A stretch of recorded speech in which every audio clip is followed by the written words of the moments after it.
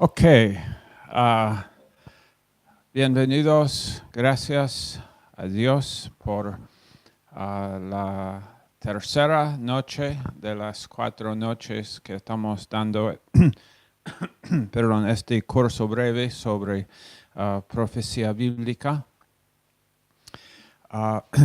Para repasar un poquito lo que hemos dicho hasta ahora, en la primera noche hablamos un poco sobre lo de las dispensaciones. Esto es un poquito difícil de leer ahora. Las dispensaciones, y en cada dispensación termina realmente con el fracaso humano. La única dispensación que realmente no termina con un desastre humano es lo de la promesa, que el hombre realmente no tiene algo que hacer ahí. Y porque fue una promesa sin condiciones que Dios dio a Abraham. Pero la dispensación, toda la dispensación, estamos ahora en la dispensación de la iglesia después de Pentecostés, después de la resurrección de Jesús. Y la iglesia ahora, es donde nosotros estamos. Entonces, todas las otras profecías de antes de esta dispensación fueron ya cumplidas. Las profecías que hablan de la primera venida de Jesús y su vida. Él vino bajo qué dispensación? La ley.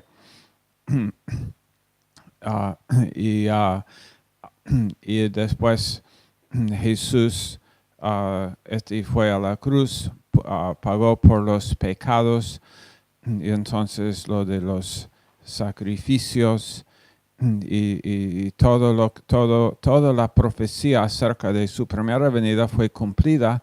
Y ahora estamos hablando y estudiando un poco sobre la profecía que todavía no se ha cumplido, del rapto, el periodo de la tribulación, los 7 años, y después el milenio y el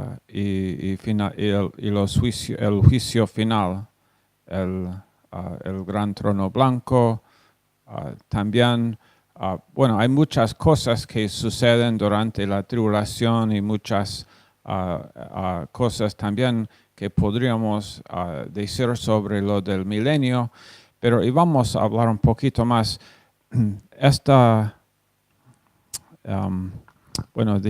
Dijimos en cuanto a nosotros conocer dónde nosotros estamos en el plan profético de Dios para las edades es importante. Y hablamos un poco sobre Daniel y en la última clase también dimos más información acerca de la profecía de las 70 semanas de Daniel que tenía que ver con qué pueblo. La profecía que Dios dio a Daniel tenía que ver con qué nación. Israel. Las primeras 69 semanas de años tenían todo que ver con Israel. Con Israel siendo permitido volver y edificar de nuevo a Jerusalén, y después su Mesías, hasta cuando el Mesías vendría y sería el Mesías, los días del Mesías príncipe. Y entonces la última semana, la semana número 70, porque ya se han cumplidas las 69 semanas de esa profecía, una semana más que todavía no se ha cumplido y es la tribulación. Entonces, estos son los eventos proféticos mayores de los cuales hemos estado hablando: el rapto, la bema, el tribunal de Cristo, que es un juicio para recompensas, no para condenación. La segunda venida de Jesús, la tribulación, el periodo de la tribulación, la segunda venida, el milenio, 1000 años literales, gran trono blanco, solamente para los incrédulos. Habíamos hablado sobre premilenialismo, postmilenialismo y amilenialismo. Amilenialismo, la idea de que no hay un milenio. Cuando la Biblia habla de esto, está simplemente cuando en el amilenialismo simplemente dicen, bueno, fue una figura. Cuando la Biblia habla de 1000 años, que no está simplemente dando una enseñanza, pero no es literal. Ni en el amilenialismo ni en el postmilenialismo toman literalmente las profecías acerca de los eventos futuros, sino todas las profecías están vistas alegóricamente. Pero como dijimos, es un poco, una de las razones porque somos premilenialistas aquí. ¿Qué significa premilenial? Cuando digo que somos premilenialistas, ¿qué significa esto? ¿Qué creemos?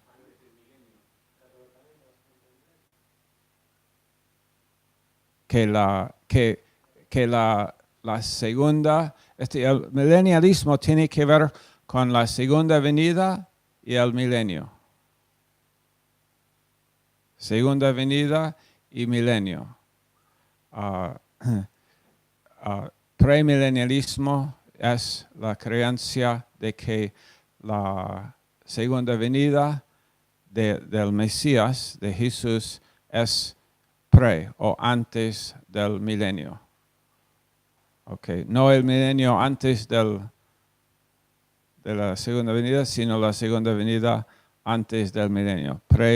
Esa es la posición premilenialista. Y milenialismo, postmilenialismo, premilenialismo.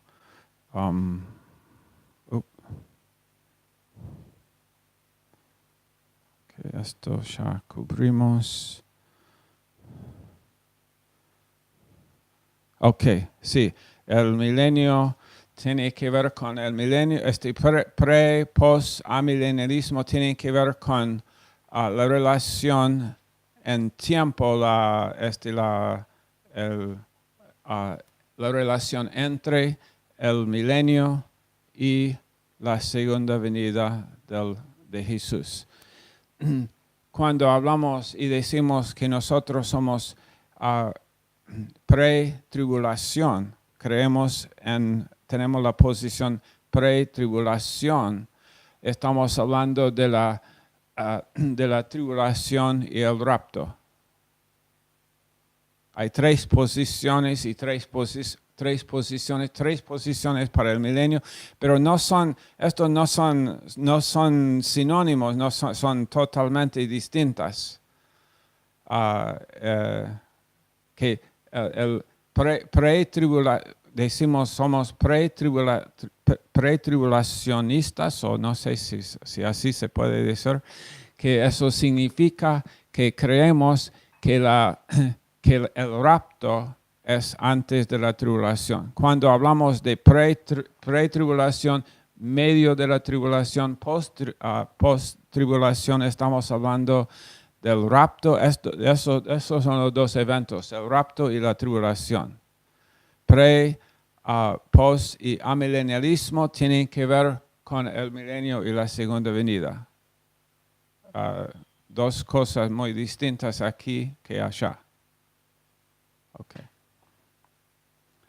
Y ahora, esta noche, pues, vamos a explicar un poco sobre el rapto. El tema para esta noche es el rapto, que es realmente la próxima cosa, es el próximo evento profético que la Biblia nos dice. La Biblia, obvio, habla un poco sobre los tiempos finales y que el hombre, en 2 de Timoteo 3, cómo van a ser los hombres, qué va a estar sucediendo en el mundo en cuanto al carácter de los hombres.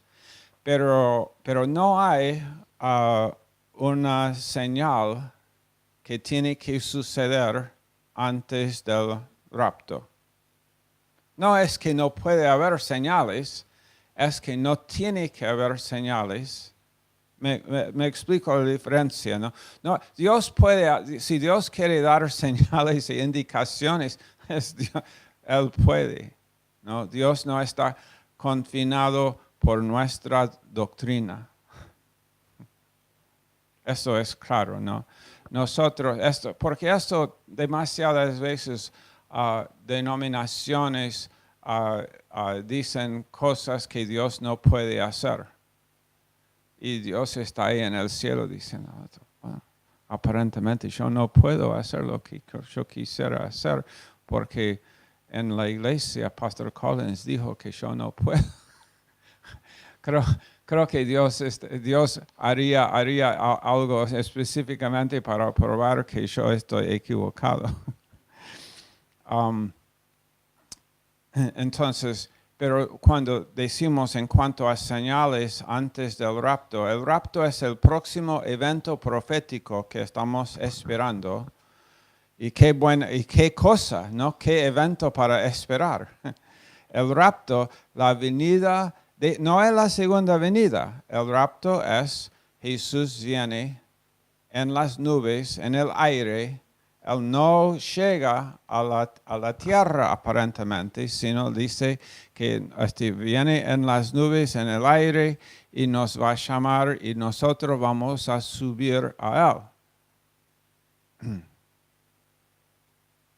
Ok, entonces vamos a hablar un poco sobre la doctrina del rapto antes de la tribulación. Y también vamos a hablar un poco sobre las otras dos posiciones, el rapto en medio de la tribulación y el rapto después de la tribulación, y vamos a decir por qué creemos en el rapto antes de la tribulación.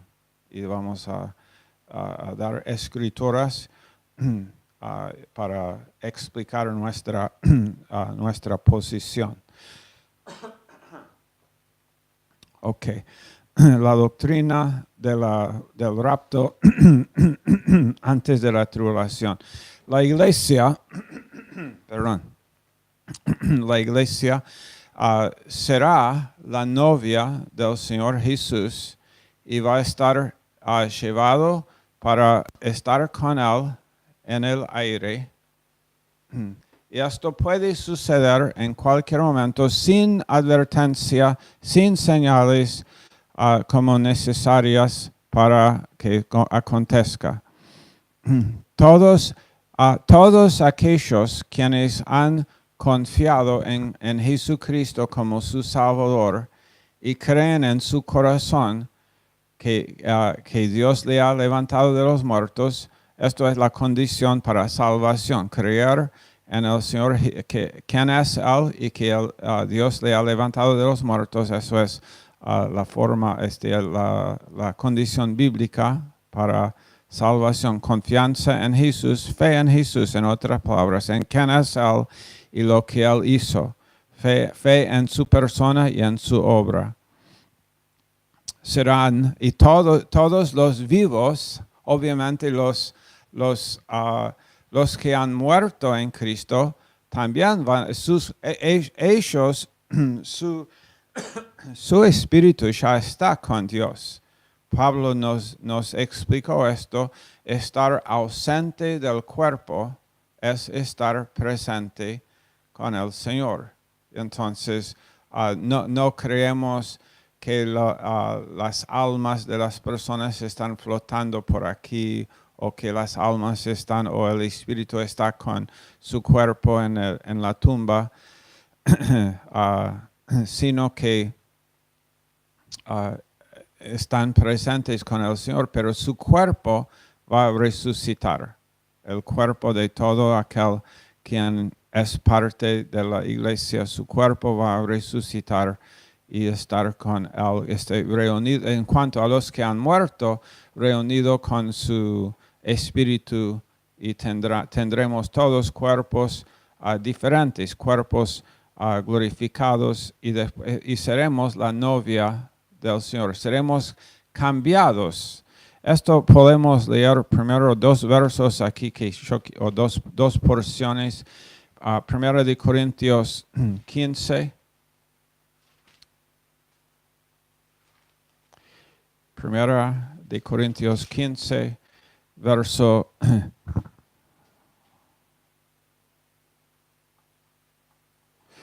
51 a 53.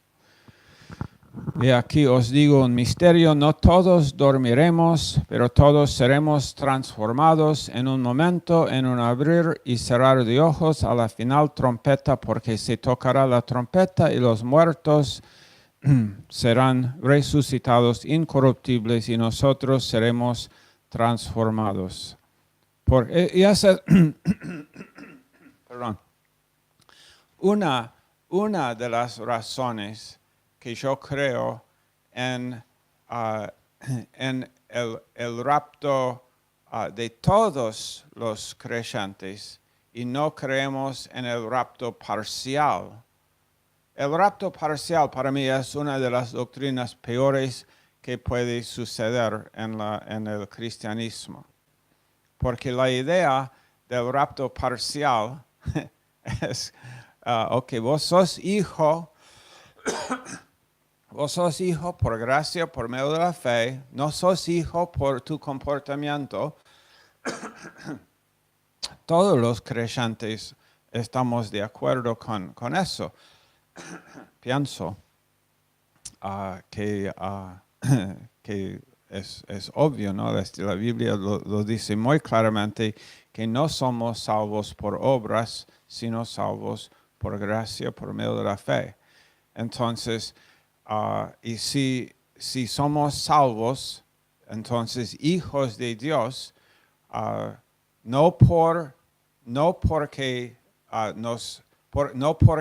habíamos cambiado nuestro comportamiento, sino por gracia y por medio de la fe. Y entonces la doctrina del rapto parcial dice que algunos de ese grupo que son hijos no irán, sino algunos sí. Y dicen los que, generalmente están usando escrituras que tienen que ver con la segunda venida de Jesús al final del rapto con la iglesia.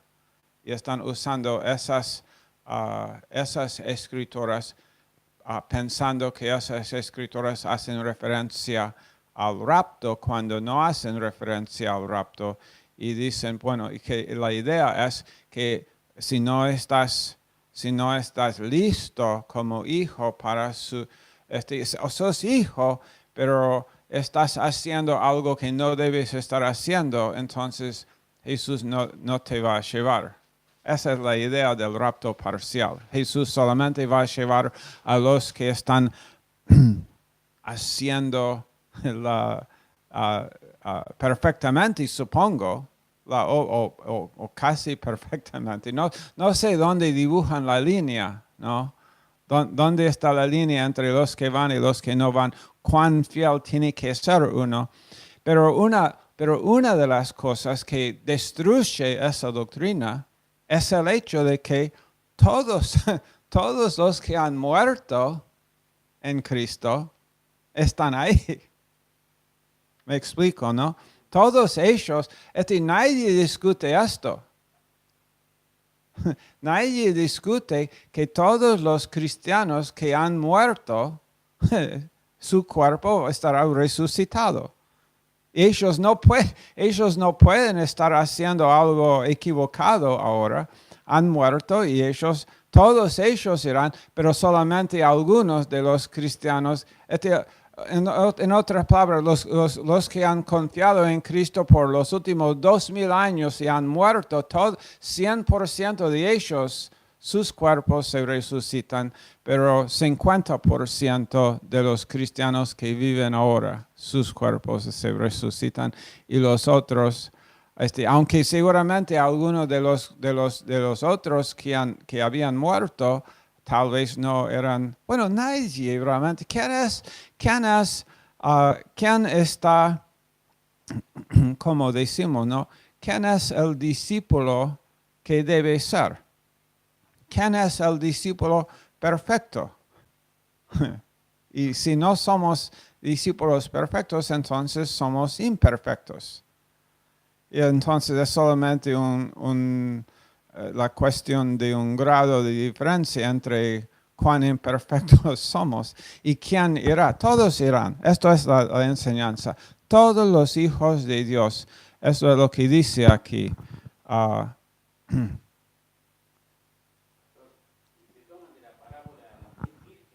También, sí, esto es una de las parábolas que está hablando de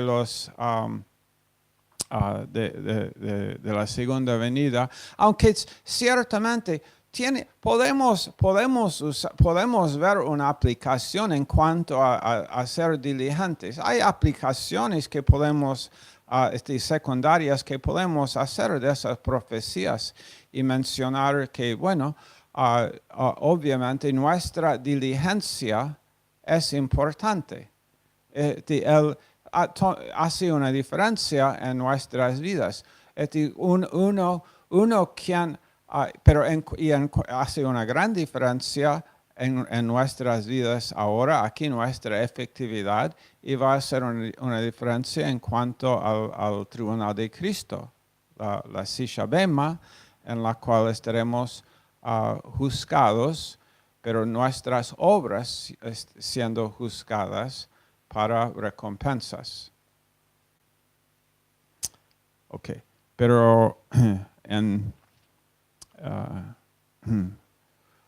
nosotros seremos transformados, todos nosotros seremos transformados, verso 52, porque es necesario que esto corruptible se vista de incorrupción y esto mortal se vista de inmortalidad. En primera de Tesalonicenses 4, versos 13 a 18, otra porción. Primera de Tesalonicenses 4, 13. Tampoco queremos, hermanos, que ignoréis acerca de los que duermen, para que no os entristezcáis como los otros que no tienen esperanza, porque si creemos que Jesús murió y resucitó, así también traerá Dios con Jesús a los que durmieron en él. Por lo cual os decimos esto en palabra del Señor, que nosotros que vivimos, que habremos quedado hasta la venida del Señor, no precederemos a los que durmieron, porque el Señor mismo con voz de mando, con voz de arcángel y con trompeta de Dios descenderá del cielo, y los muertos en Cristo resucitarán primero, y luego nosotros los que vivimos, los que hayamos quedado, seremos arrebatados juntamente con ellos en las nubes para recibir al Señor en el aire, y así estaremos siempre con el Señor. Por tanto, alentaos los unos a los otros con estas palabras. En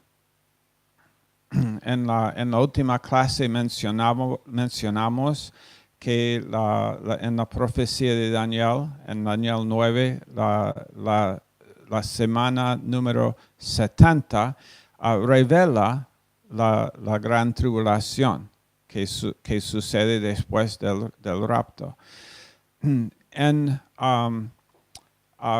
Pero Daniel, como los otros profetas, no habla de la iglesia ahí. Y entendemos que la iglesia está excluida de la gran tribulación, porque esto es lo que hemos leído aquí. Los muertos serán resucitados y seremos con él. Estaremos con el Señor. Y entonces la ira del Padre que ha estado como siendo almacenado hasta ahora fue en cuanto al pecado, la ira de Dios fue dirigida hacia ¿quién? Hacia Jesús en Calvario. Jesús pagó la penalidad y tomó sobre sí toda la ira de Dios para el pecado, para el pecador y su pecado. Ahora, Israel, que en cuanto a la profecía, Israel casi siempre es la nación en vista en cuanto a la profecía. Israel rechazó a su Mesías en su primera venida. Y entonces, ahora la nación judía está bajo una, ¿cómo decirlo? Ceguera, blindness, una ceguera espiritual. Y los primeros 483 años de la profecía de Daniel tratan exclusivamente como Israel como nación. Y ahora estamos en un periodo, si se acuerda lo de las dispensaciones, ahora Israel, desde Abraham, Israel, desde Génesis 12, Israel, realmente como 80% de la escritura habla de la nación de Israel. Y Israel, después en Génesis 12 en adelante, está hablando sobre el periodo de silencio. Bueno, ahora en la dispensación de la iglesia, en la cual nosotros estamos, Israel no está siendo, no ha sido cancelado, las profecías no fueron canceladas y lo del reino prometido tampoco fue cancelado, sino postergado. Está en pausa. Y entonces nosotros estamos en un periodo de silencio en cuanto a Israel. Esta es la edad de la iglesia. Pero cuando la iglesia es removida en el rapto, Dios va, podemos leerlo en Génesis, no Génesis, el otro extremo, Apocalipsis 3 y verso 10. Por cuanto has guardado la palabra de mi paciencia, Apocalipsis 3:10. Yo también te guardaré de la hora de la prueba que ha de venir. Esta es una iglesia, ¿no? Porque esta iglesia, Dios dice a la iglesia, yo te guardaré de la hora de la prueba que ha de venir sobre el mundo entero, para probar a los que moran sobre la tierra. Y esto es uno de los versos que en lo cual vemos que la iglesia no va a estar, Apocalipsis 3 y verso 10.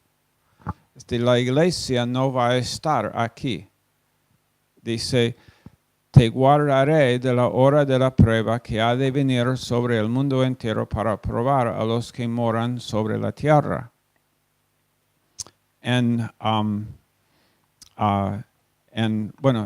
Hablando de la ira de Dios, para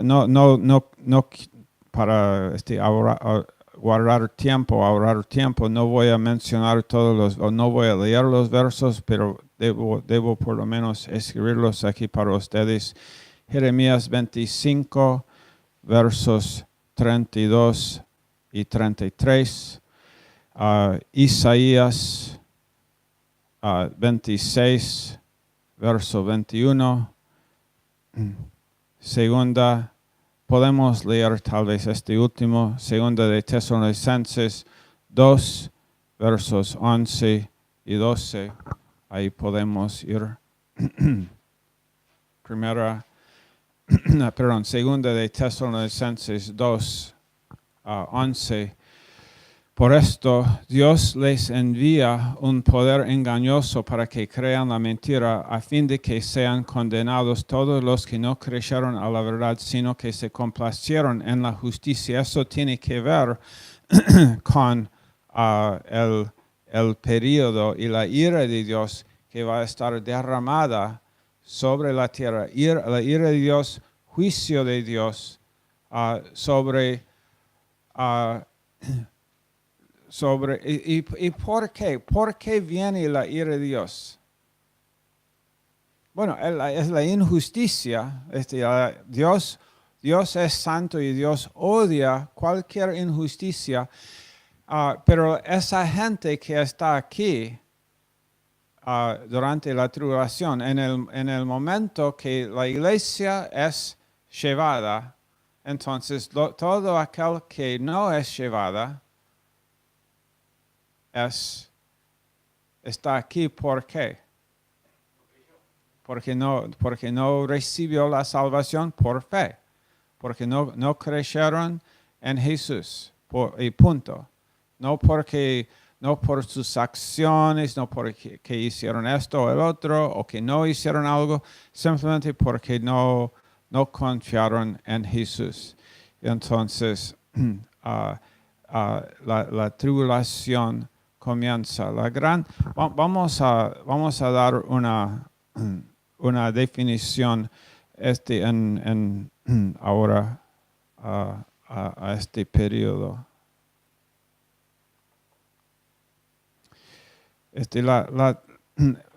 O podemos decir, algunos dicen la gran tribulación, el periodo de 7 años dividido en 2 partes. Es entendido que la gran tribulación no es simplemente una intensificación porque ahora nosotros tenemos tribulación. Pero este periodo que Dios menciona específicamente en varios lugares, que es 7 años, y no solamente 7 años, pero dividido en 2 partes de 3 años y medio y 3 años y medio. Y no es la gran tribulación, no es simplemente una intensificación de las pruebas, de las tribulaciones, las molestias, los peligros, esas cosas las cuales la iglesia sufre ahora. Es diferente. No importa cuán grande es el sufrimiento de la iglesia ahora, sufrimiento físico, social, mental o espiritual, presente o futuro o pasado. Ninguna de las tribulaciones pueden comparar con la tribulación que va a suceder durante esos 7 años. Esos 7 años, yo me acuerdo cuando cuando fui salvo, muy yo tuve 10 años cuando confié en Cristo. Y uno de los primeros libros, el primer libro que leí en la Biblia fue Génesis. Y el segundo libro que leí en la Biblia fue Apocalipsis. Porque alguien me dijo, debes leer Apocalipsis. Entonces, yo leí en la primera parte, a los que leen, hay una bendición sobre los que leen las palabras de este libro. Entonces yo dije, quiero. Pero leí cosas y dije, estoy un poquito asustado por lo que está ahí, las tribulaciones, los sellos y todo lo que sucede, las tristezas de la gran tribulación. Son 7 años y dividido, como mencionamos, 3 años y medio y 3 años y medio.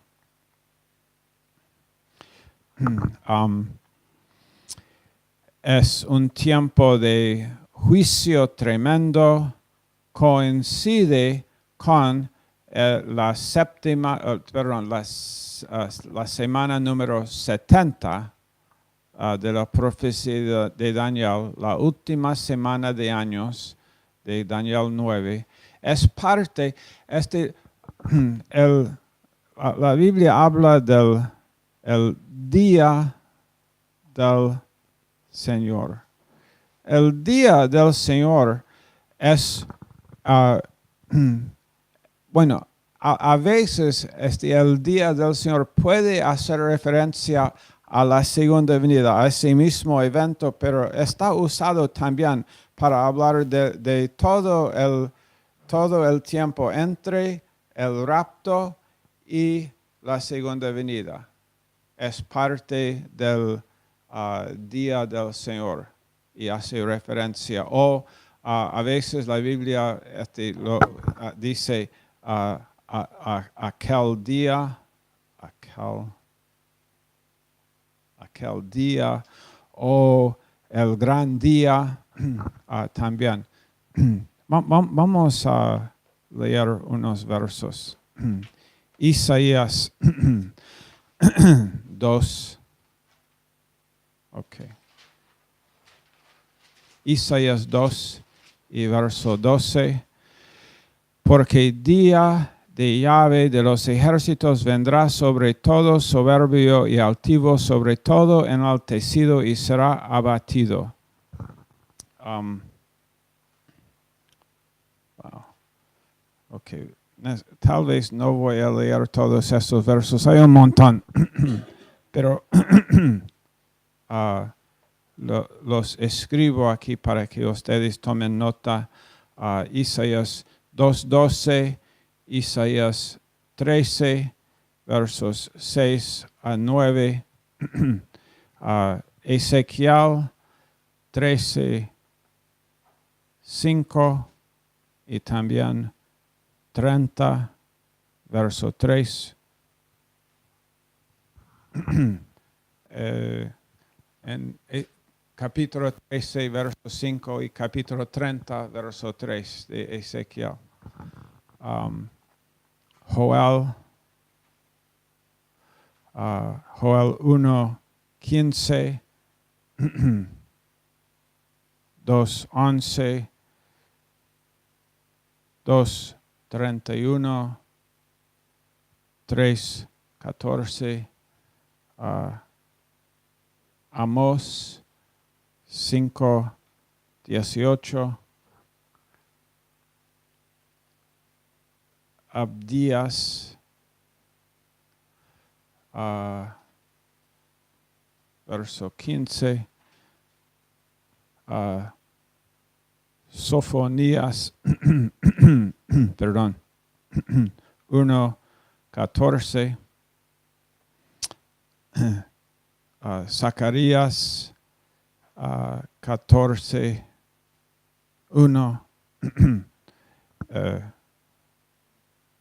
Malaquías 4:5. Estos son algunos de los versos en el Antiguo Testamento que hablan de la tribulación.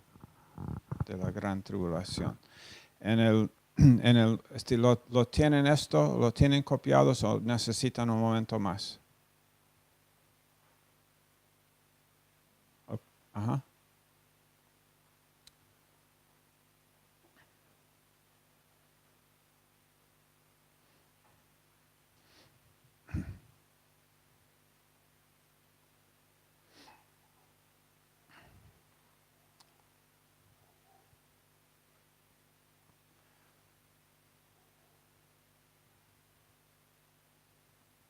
Ustedes en Videolandia, ¿cómo están?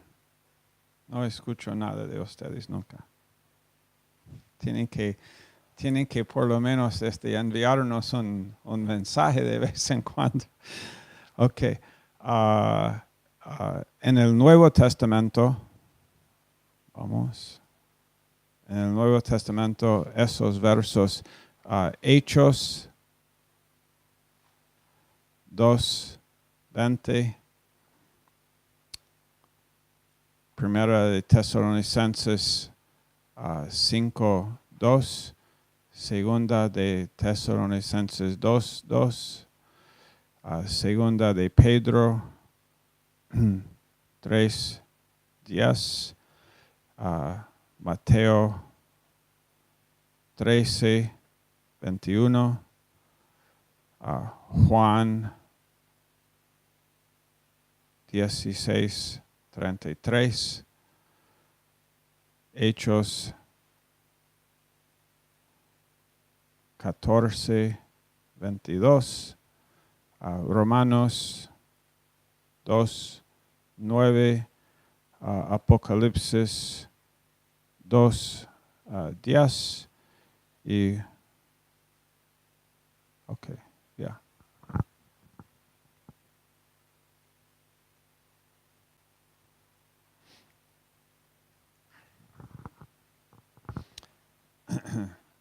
No voy a tomar el tiempo ahora para leer todos esos versos. Cabe por esta parte no solamente decir que la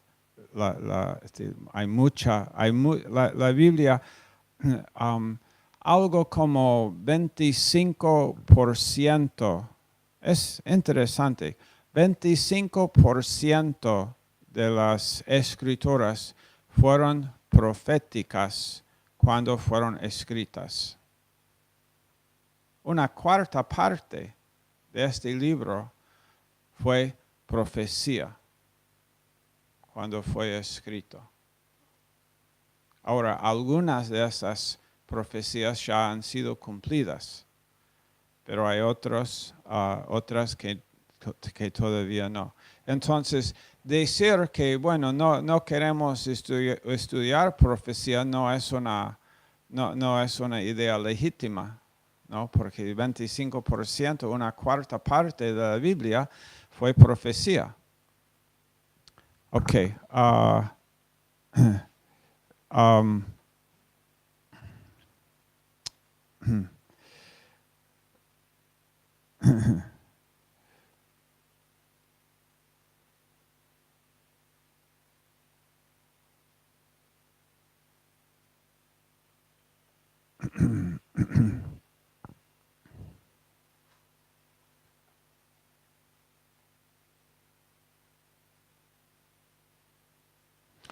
Tlibo, estas son dos palabras griegas.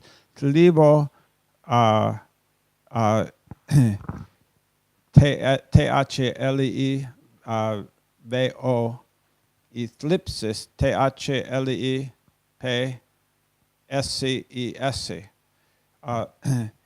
Son relacionadas esas palabras, pero las pruebas y las tribulaciones caracterizan las vidas de los creyentes quienes obedecen a Dios. Y en la Biblia, el verbo griego libo ocurre 55 veces y significa tribulación.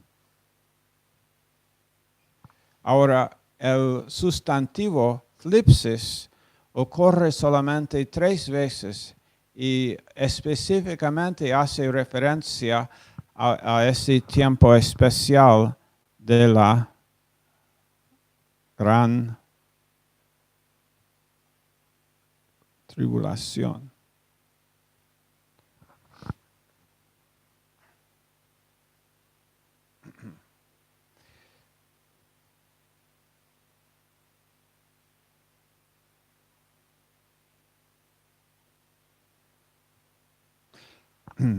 Ok. Vamos a mencionar. ¿Alguien me dice la hora? Menos 10. Ok.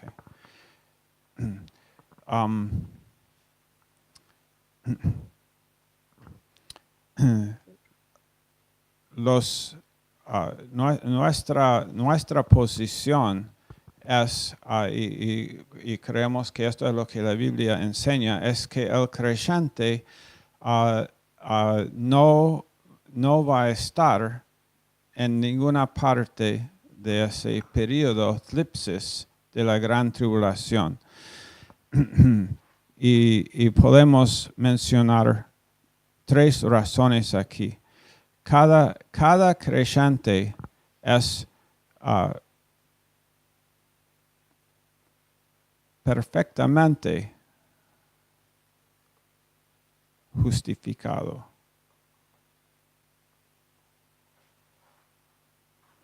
Cada creyente es perfectamente justificado por fe. Cada creyente ha sido dado una posición de santificación. Somos en Romanos 8, todo aquel que fue conocido de antemano por Dios y fue llamado y fue justificado y fue también santificado. Él nos santificó. En Hebreos capítulo 10, y quiero leer este verso.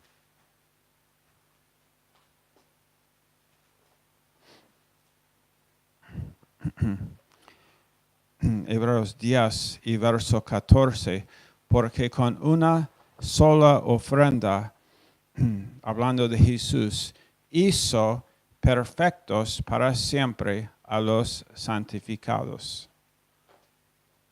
Perfectamente justificados y con una posición de santificación.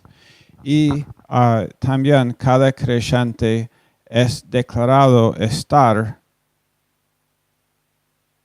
en Cristo. Eclipsis, la gran tribulación, es el periodo de la ira de Dios viniendo para juzgar. Es juicio. Nosotros no somos destinados para juicio. El juicio, nuestras obras serán juzgadas. Pero el cristiano, sus pecados, nuestros pecados ya fueron juzgados en Jesús. ¿No? Estamos en Cristo. Entonces, el Señor Jesús tomó la ira de Dios sobre él mismo para los hombres pecaminosos, para que todo aquel que confía en él no tendría más que soportar la ira. Dios dio la espalda a Jesús. Jesús gritó: Padre, ¿por qué me has abandonado? Él no estuvo incorrecto, él tenía razón. El Padre no pudo mirar, el Padre no pudo tener comunión con él. El Padre abandonó al Hijo en la cruz. Padre, ¿por qué me has abandonado aquí? En la agonía de la separación, de la comunión. Pero Él lo hizo, y esto es el milagro, ¿no? Jesús lo hizo y el Padre dio la espalda al Hijo. Y nunca nunca entendemos. No sé si algún día vamos a entenderlo, pero por lo menos aquí con nuestra capacidad no podemos apreciarlo completamente. Podemos tal vez apreciarlo un poco, pero la agonía de la separación en lo cual el Padre dio la espalda al Hijo para nunca tener que dar la espalda a nosotros. Esto es el milagro. Estamos en Cristo, estamos perfectamente justificados, tenemos una posición de santificación. Es totalmente inconsistente, pues, para Dios, quien dio la espalda a Jesús y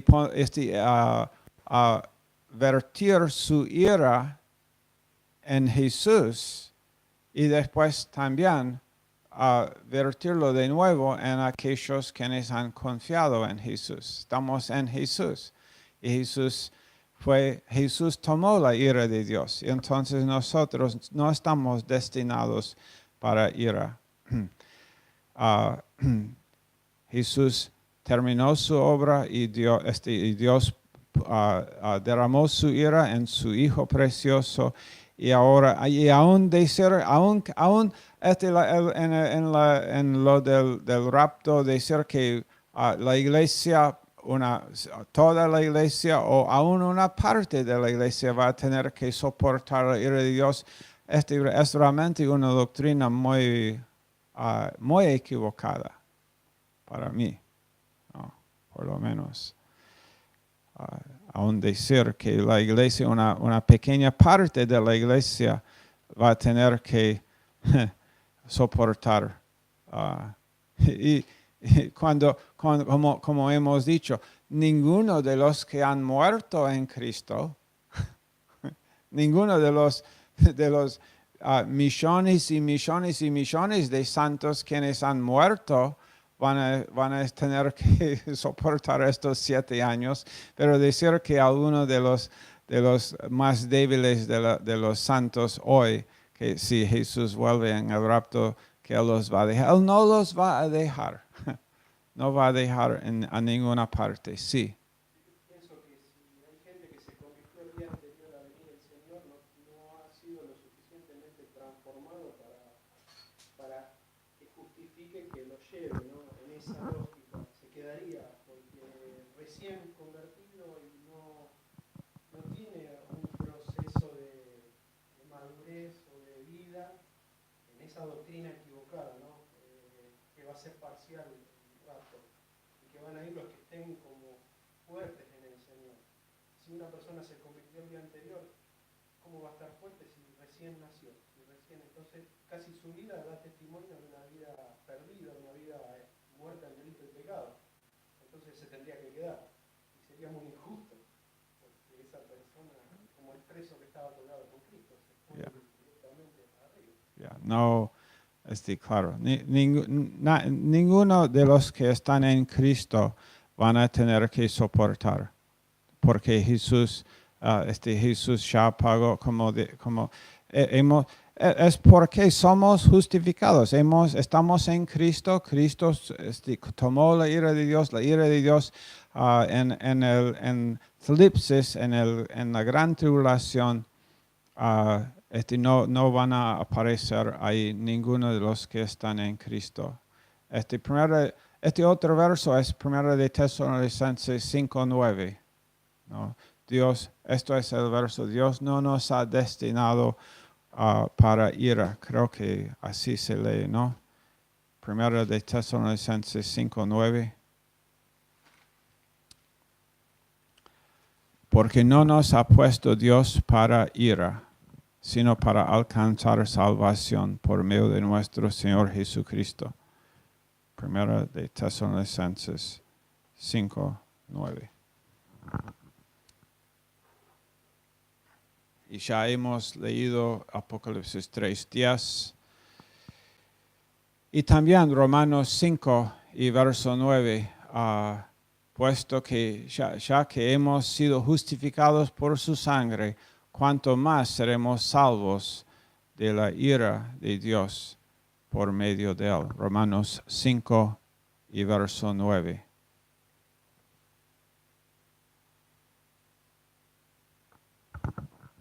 Romanos.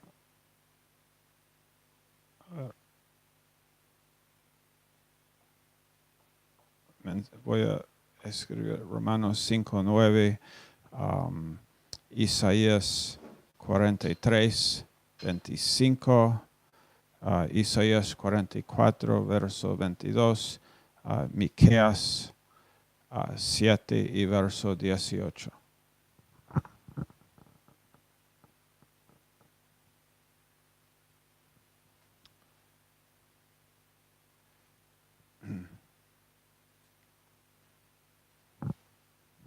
También Primera de Tesalonicenses 4:18 y 5 versos 5 a 9.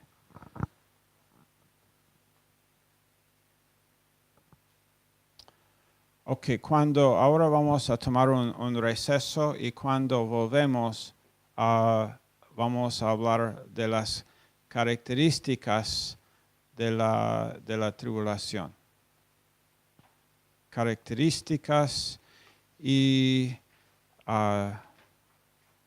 vamos a hablar de las características y de la naturaleza y si llegamos al propósito.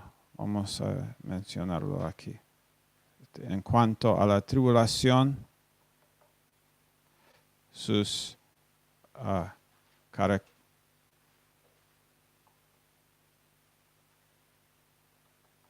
características, su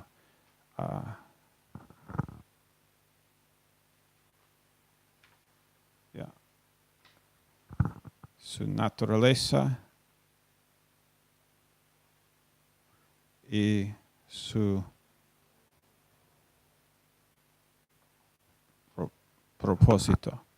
Recién lo que estuvimos leyendo fue lo de como definimos, hemos como definido un poco la tribulación y después ahora en la segunda clase, ahora esta noche vamos a hablar, vamos a ir un poquito más rápido, cubrir características, naturaleza y propósito.